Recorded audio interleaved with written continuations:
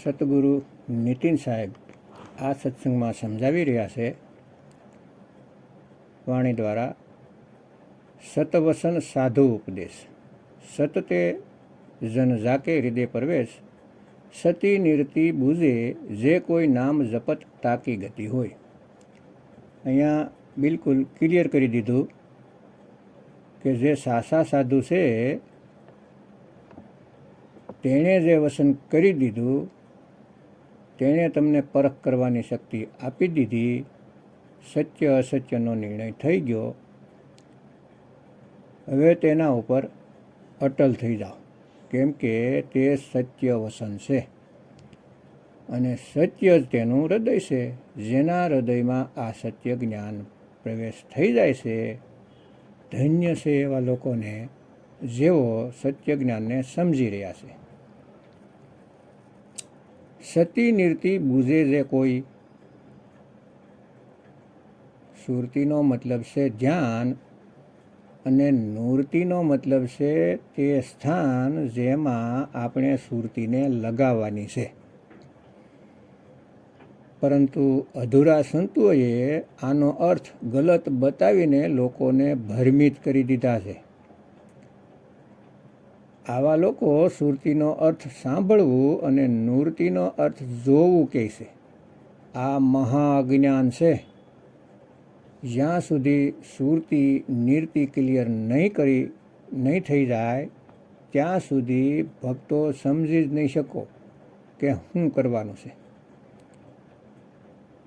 એટલા માટે તમારે ગૂગલમાં સર્ચ કરીને જાણવું કે સુરતીનો અર્થ અને નૂરતીનો અર્થ, તો તમને ખુદ ખબર પડી જાય કે આ અધૂરા ગુરુ કેટલા અંધકારમાં જીવે છે. જેને સુરતી નીતિના અર્થની ખબર નથી અને આપણને મુક્તિ અપાવવાની વાતો કરે છે, તો એ સ્થાનને મેળવીએ જ્યાં સુરતીને લગાવવાની છે. નિરતનો મતલબ હોય છે એક સ્થાન પર ટકી જવું. આપણી સુરતી 3 લોકમાં ભટકી રહી છે, તો એવું કયું સ્થાન છે, એવી કઈ જગ્યા છે જ્યાં સુરતી નિરત થઈ જાય. સતી નિરતિ બુઝે જે કોઈ નામ જપત તાકી ગતિ હોય. અહીંયા બૂઝવાની વાત છે.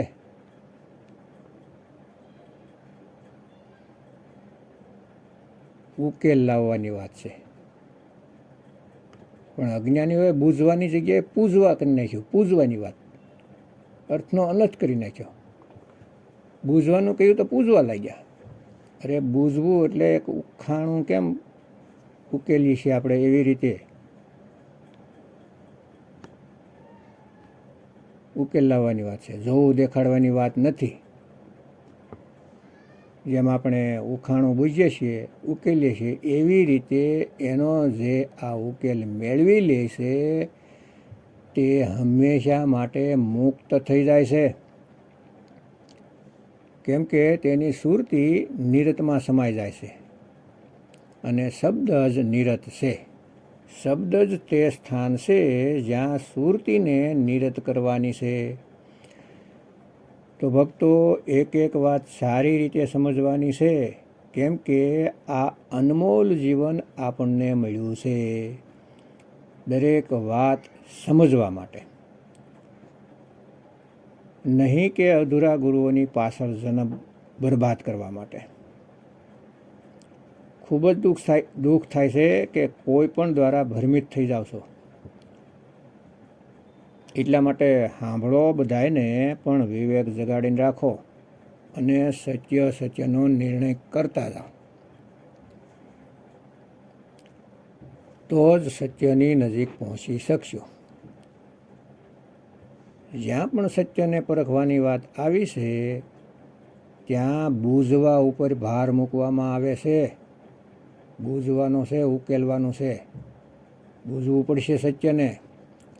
કેમ કે સત્ય કોઈ મંત્ર નથી કે કોઈ 2 અક્ષરનો મંત્ર છે અથવા કોઈ 5 નામનો મંત્ર છે, નહીં.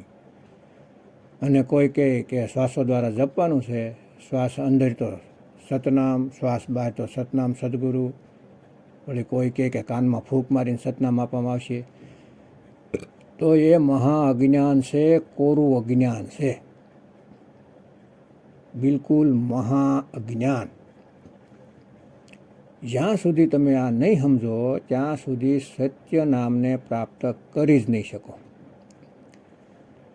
કબીર સાહેબ કહે છે, સત્ય નામ હે સાર, બૂઝો સંત વિવેક કરી, ઉતરો ભવજલ પાર, સતગુરુ કા ઉપદેશ યહી. સત્ય નામને બૂઝો. સત્ય નામ ક્યાંય બહાર નથી, કે ક્યાંય મંદિરમાં નથી, મસ્જિદમાં નથી, ગુરુદ્વારામાં નથી પડેલું. અરે સત્ય નામ આપણી બિલકુલ પાસે છે, પરંતુ તે અંદર પણ નથી. કોઈ એમ કે મારી નાભીમાં સત્ય નામ છે, મારા હૃદયમાં સત્ય નામ છે, મારા ગુદાચક્રમાં સત્ય નામ છે, શ્વાસોમાં સત્ય. આ બધી વસ્તુ શરીરની અંદર છે, અને તે નામ વિદેહી છે, દેહી નથી. ભક્તો, વિદેહી એ શરીરમાં નથી, પણ બિલકુલ પાસે પણ છે.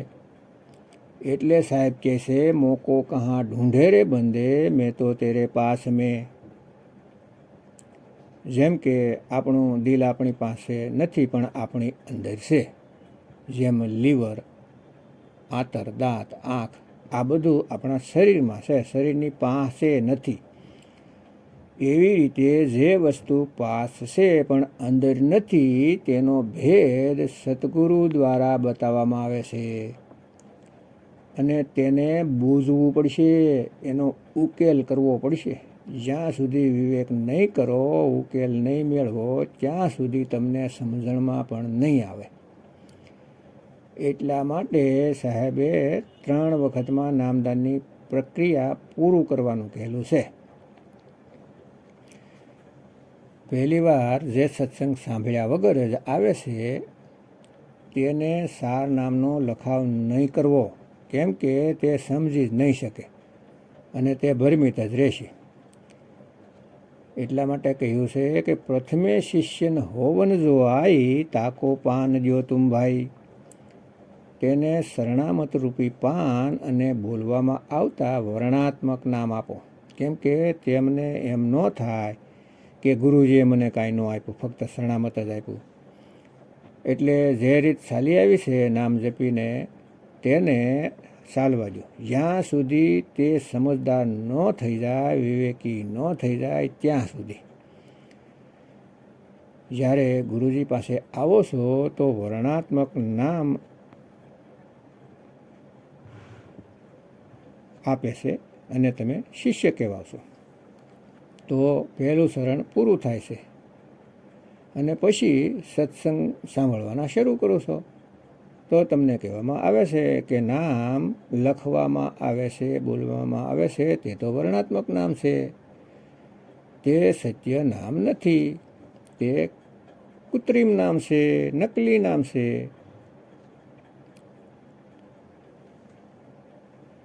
ગુરુવાણીમાં કહે છે, કૃત્રિમ નામ કથે તેરે જેવ્યા, સત્ય નામ તેરા પરાપર બોલા. તે સત્ય નામ અલગ છે, આ કૃત્રિમ નામમાં નથી આવતું. તો સત્સંગ સાંભળીને જીવ જાગૃત થઈ જાય છે. જ્યારે શિષ્યની સમજમાં આવી જાય કે ગુરુજીએ જે નામ આપ્યું છે તે વર્ણાત્મક નામ છે, તો અસલી સાર નામ તો હજુ બાકી છે. એટલું જ્ઞાન થઈ જાય એટલે બીજું શરણ જે સત્સંગનું છે તે પૂરું થાય છે. એટલે કહે છે, પ્રથમે શિષ્ય હોવન જો આઈ, તાકો પાન દ્યો તુમ ભાઈ, જબ દેખો તુમ દ્રઢતા જ્ઞાના, તાકો કહો શબ્દ પરવાના. એટલે કે જ્યારે દ્રઢ થઈ જાય, વારંવાર સત્સંગમાં આવવા લાગે, તો તેને શબ્દની વિશે બતાવવાનું શરૂ કરી દો. અને જ્યારે શબ્દમાં નિશ્ચય આવી જાય, તેને યકીન થઈ જાય, નક્કી થઈ જાય કે તે નામ બોલવા, લખવા, વાંચવામાં નથી આવતું, તો તેનો લખાવ કરી દો. શબ્દમાં જબ નિશ્ચય આવે, તાકો જ્ઞાન અગાધ સુનાવે. ત્યારે તે સારનામ જ્ઞાન આપો, જેને મેળવીને સાધના કરવાથી જીવને મુક્તિ મળી જાય છે. જીવ હંમેશાને માટે આ જીવ અવસ્થાને ત્યાગીને પીવ અવસ્થાને પ્રાપ્ત કરી લેશે વિહંગમ ચાલ દ્વારા. આ વિહંગમ ચાલથી બ્રહ્મ નથી બની શકાતું. આ ચાલથી બ્રહ્મ જ્ઞાન નથી થતું.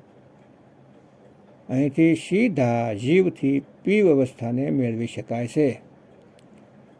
એમ નહીં કે ભૂમિઓ પાર કરાવે, મંડળોને પાર કરાવે, કાંઈ નહીં. અહીંયાથી સુરતી હટી અને ત્યાં લાગી ગઈ. વચ્ચે કાંઈ નહીં, કાંઈ પણ નહીં. અને કોઈ એવા ગુરુ મળે કે 5 ભૂમિ પાર કરવી પડશે, રૂહાની મંડળની સફર કરવી પડશે, એક મંડળ છોડીને બીજા મંડળમાં, બીજા મંડળ છોડીને ત્રીજા મંડળમાં, તો ભક્તો એવા ગુરુને વિહંગમ યોગની ખબર જ નથી. તે વિહંગમનો અર્થ પણ જાણી ન શક્યા હજુ સુધી. જ્યારે વિહંગમનો અર્થ જાણી જશે તો પોતાની બધી અધૂરી ભક્તિને છોડીને આ વિહંગમ યોગ અપનાવી લે. તો ભક્તો પરમાત્મા જ જ્ઞાનદાતા છે, તેના સિવાય કોઈ નહીં. તે બંદી છોડ જ્ઞાનદાન આપે છે અને તે જ્ઞાન દ્વારા જ આપણને ખબર પડે છે કે આપણે શું કરવાનું છે. આ દુનિયામાં આવવાનો આપણો મકસદ શું છે. અને પરમાત્માની દયા આપણા ઉપર ન હોય તો આખી જિંદગી નહીં વિચારી શકીએ કે અહીં કેમ પેદા થયો છું, મારા આવવાનો મકસદ શું હતો. નહીંતર તો કે હું ડૉક્ટર છું, હું એન્જિનિયર છું, નાઈ છું, તો શું મારા વગર આ કોઈ કામ નહોતું ચાલતું દુનિયાનું.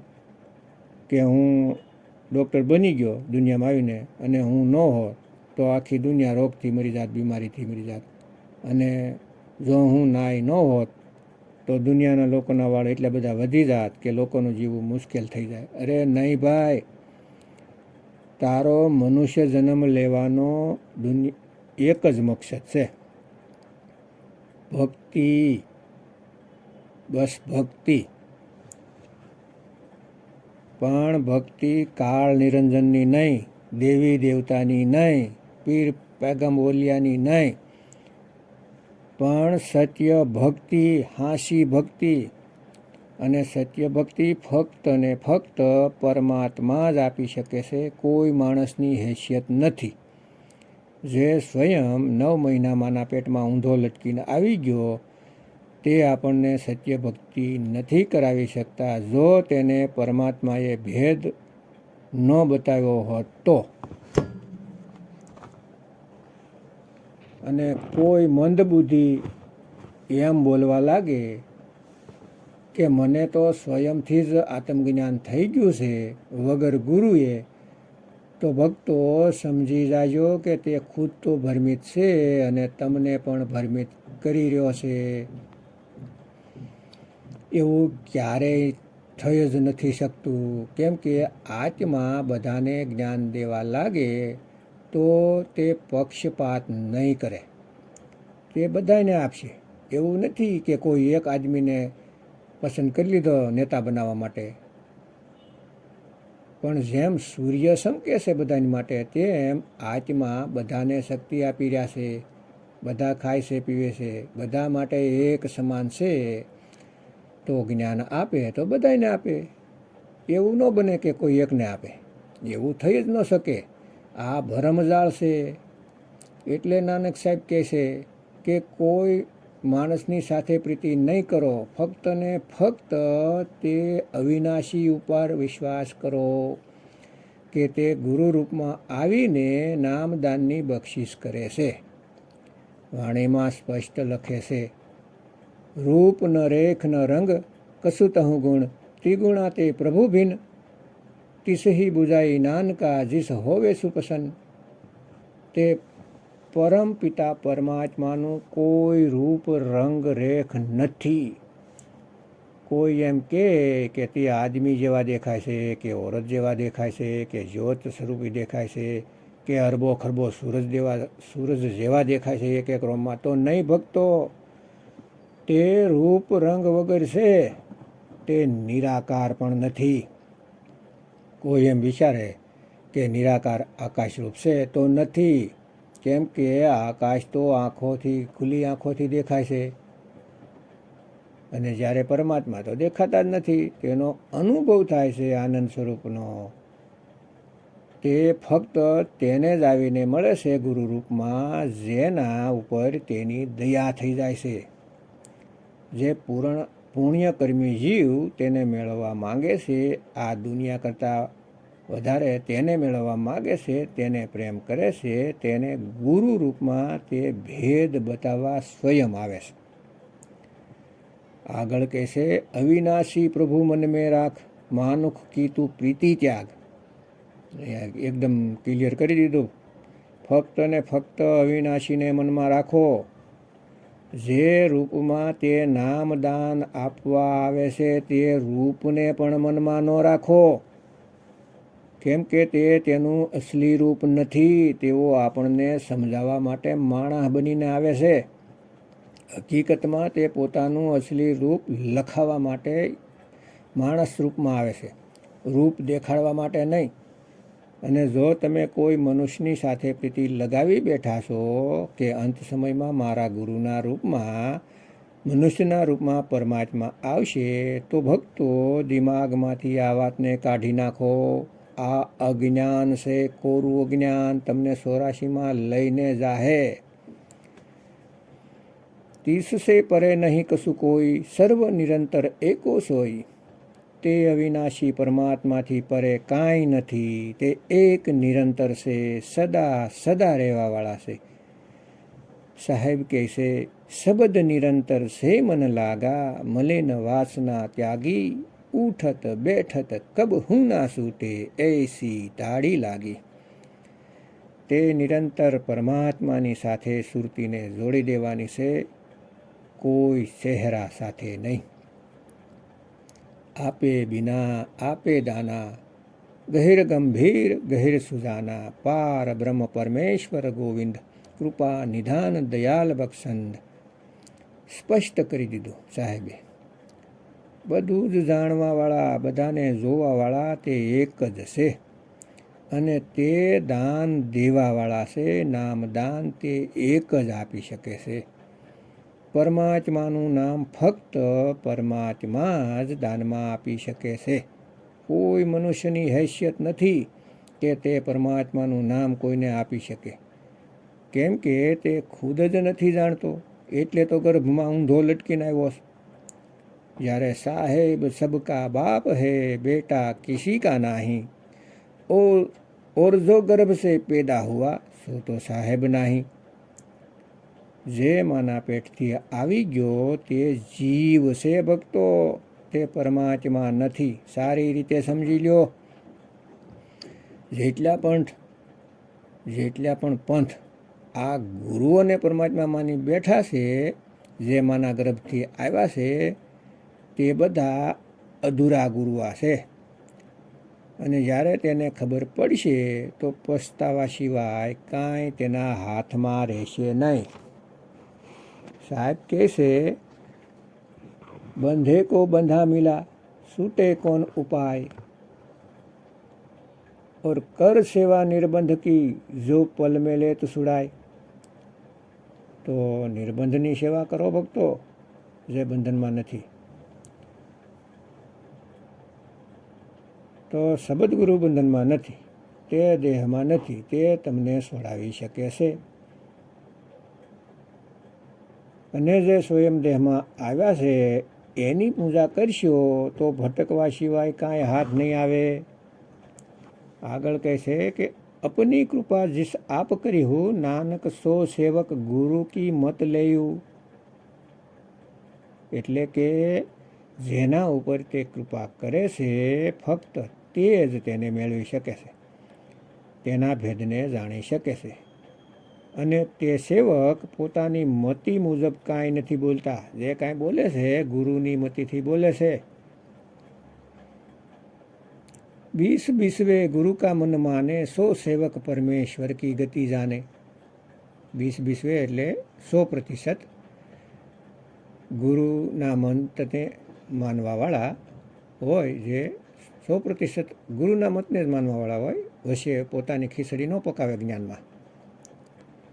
જે જ્ઞાન ગુરુથી મળ્યું છે તે સત જ્ઞાન આગળ આપે, વચ્ચે પોતાનો મત ન ભેળવે તેવા સેવક પરમાત્માની તે અવસ્થાને મેળવી શકે છે અને બીજાને પણ તે અવસ્થા સુધી પહોંચાડી શકે છે. શિવથી પરે પીવ અવસ્થાના માટે જ્યારે જીવ અવસ્થા બ્રહ્મ અવસ્થા હોય છે, શિવ અવસ્થા બ્રહ્મ અવસ્થા હોય છે અને જીવ અવસ્થા અત્યારે શરીરમાં આપણે છીએ તે હોય છે. અને પીવ અવસ્થા નિઅક્ષર પાર બ્રહ્મ અવસ્થા હોય છે.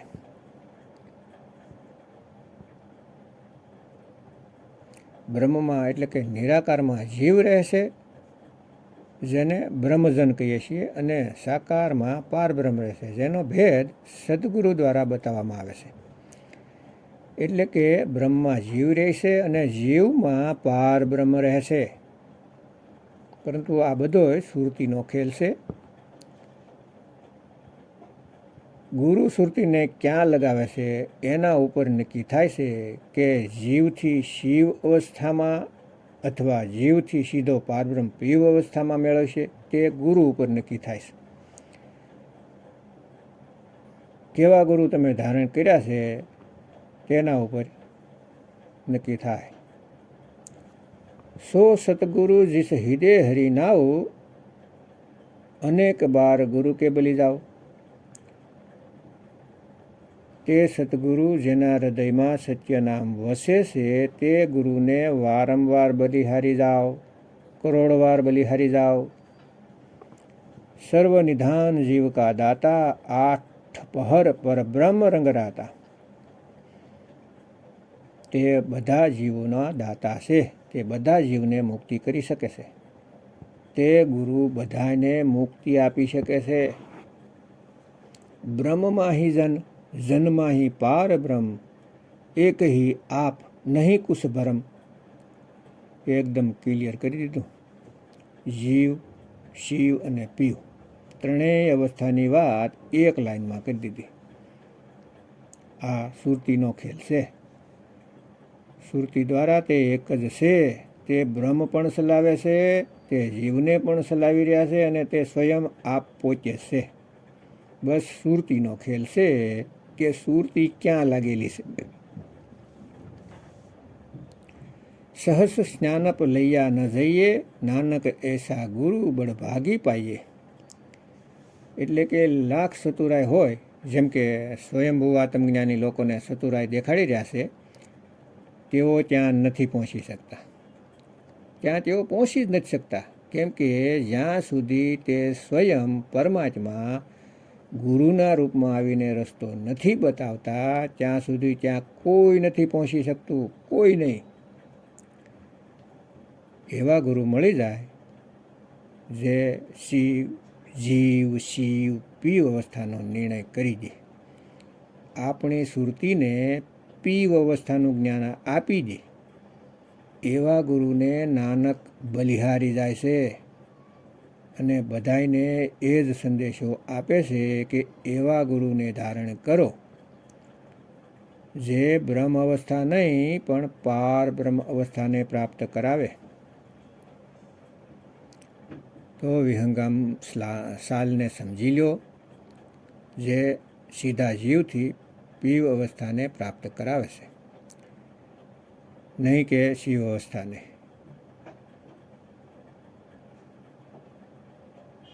નથી રૂહાનીના ચક્કર લગાવવાના, નથી ભૂમિના ચક્કરમાં જીવને ઉલઝાવતા. આ બધું ભરમજાળ છે. ભક્તો તેને જલ્દીથી ત્યાગી દો.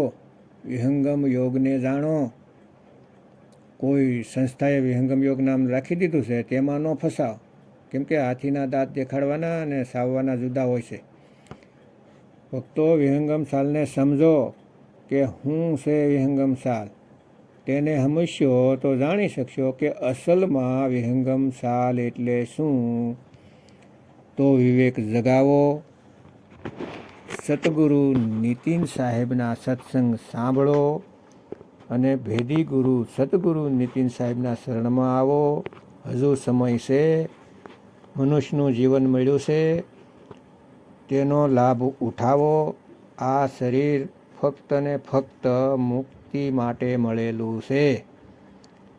આ કાળની દુનિયાથી મુક્ત થવા માટે, નહીતર પછી 84માં ચાલ્યા જશો તો પસ્તાવવું પડશે. કંઈ નહીં કરી શકો. અત્યારે સમય છે, અત્યારે મનુષ્યનું શરીર છે, વિચાર કરી શકો છો. પરમાત્માએ બુદ્ધિ વિવેક આપેલા છે, એ વિવેકને જગાવો અને સદગુરુ નીતિન સાહેબના સત્સંગ સાંભળો. યુટ્યુબમાં કહત કબીર સુનોભાઈ સાધુ ચેનલ પર ક્રમવાઇઝ 1થી શરૂ કરીને 1, 2, 3, 4, 5 આગળ સત્સંગ સાંભળતા જાઓ. સમજવાની કોશિશ કરો. એક વખતમાં સમજમાં નહીં આવે, કેમ કે આ જ્ઞાન ખૂબ જ ઊંચું જ્ઞાન છે. એટલે વારંવાર સાંભળો અને પોતાનું જીવન સફળ કરો. જય ગુરુ નીતિન સાહેબ, જય ગુરુ વૈરાગપતિ સાહેબ, જય ગુરુ મદનપતિ સાહેબ, જય મુક્તિના દાતા કબીર સાહેબની જય.